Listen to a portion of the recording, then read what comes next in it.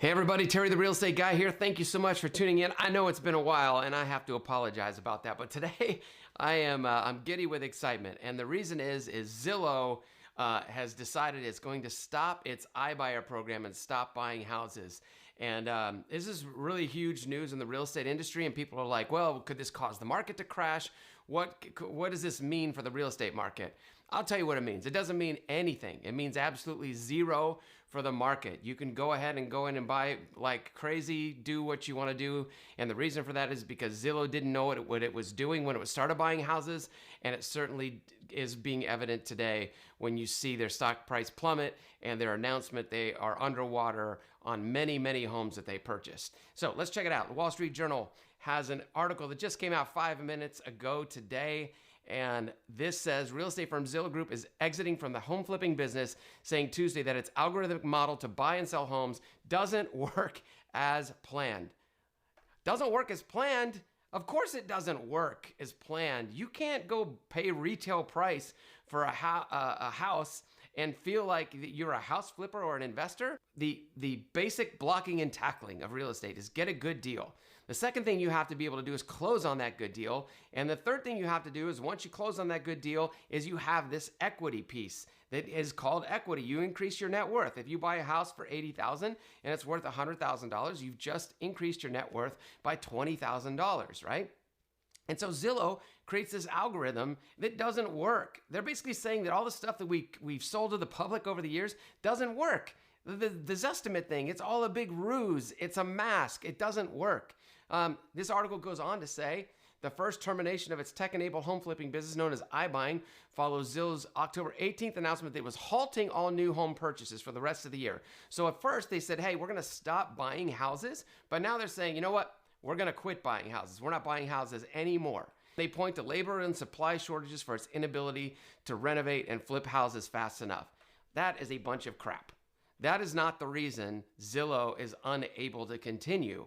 You can talk about supply chain. You can talk about all the issues. I mean, we're flipping houses. My company's flipping houses. We'll do 35 this year. That's not the problem. The problem is they were paying too much for houses.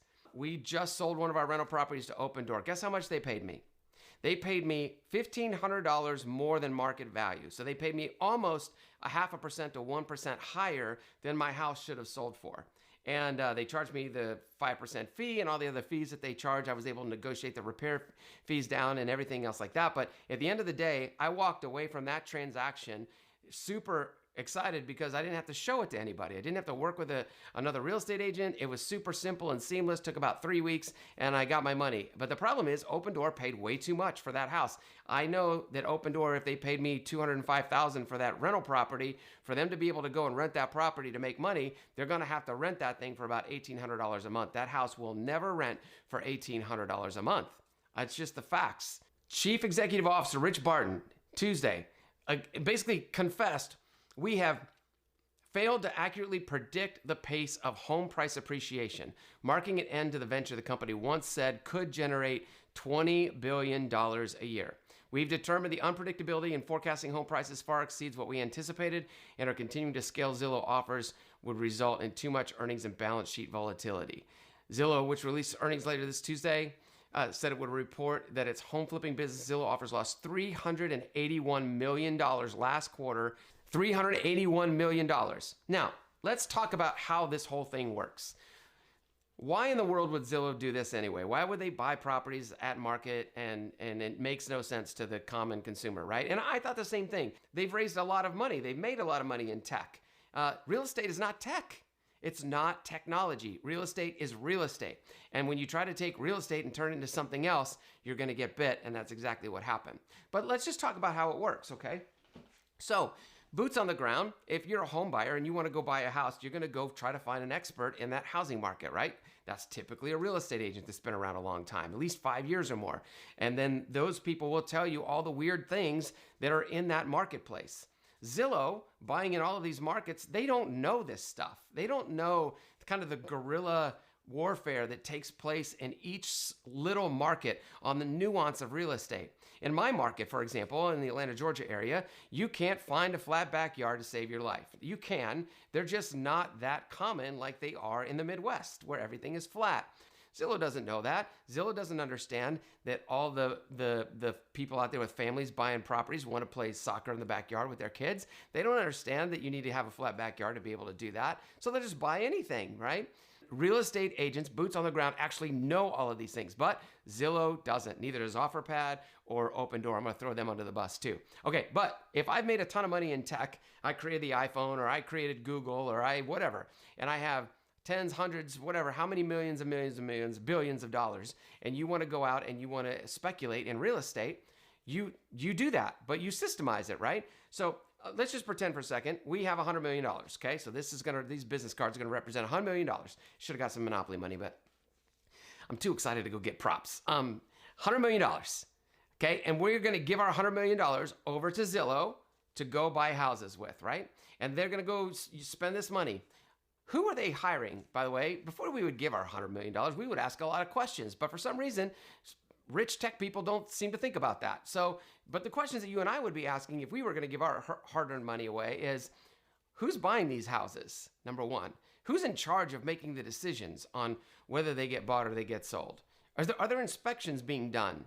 Do we know anything about the markets that we're investing in? Or are we just going to use some computer algorithm that we figured out from the taxes, the tax assessor's office, and all the stuff that Zillow uses to get its Zestimate, which is now supposedly defunct and doesn't work anymore, right? We're going to ask a bunch of questions. Zillow doesn't ask those questions. When you have this much money, you just say, hey, go figure it out, and they go figure it out. And this is exactly what figuring it out looks like. Losing millions, hundreds of millions of dollars in a quarter for your stockholders. Because why? You got involved in the wrong game. You walked into the bear trap.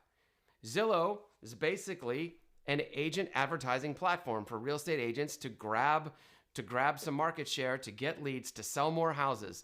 If I'm a real estate agent, I'm selling 20 houses a year and I want to sell 50, maybe I have to go out and advertise on Zillow to get some more leads in to advertise and get my 50 sales that I'm looking for, right? But no, Zillow decided that it was going to basically try to get rid of the real estate agent, just like Uber got rid of taxis, and say, you know what, I think we can just control all of it. We don't even need these guys anymore. I know they're paying us $1,000 a month. I know that's profitable, or it's starting to be profitable, but guess what? This could be more profitable. Let's go buy tens of thousands of houses and let's see what happens, right? And that's exactly what Zillow did, and that is the problem. Today, if you're wondering, is the housing market crashing because of what Zillow did? No, it's not crashing. They were stupid.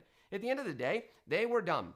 They bought too high. They didn't buy an investment. They bought a house, a piece of real estate, and they didn't realize that when you buy a house at market value, today, the values could go down a little bit in the fall and winter time, and then they come back up in the spring. If it was me and I was counseling Zillow on what to do, I'd be like, hold those bad boys until April. Those values will go up a little bit because it's the time that people like to buy.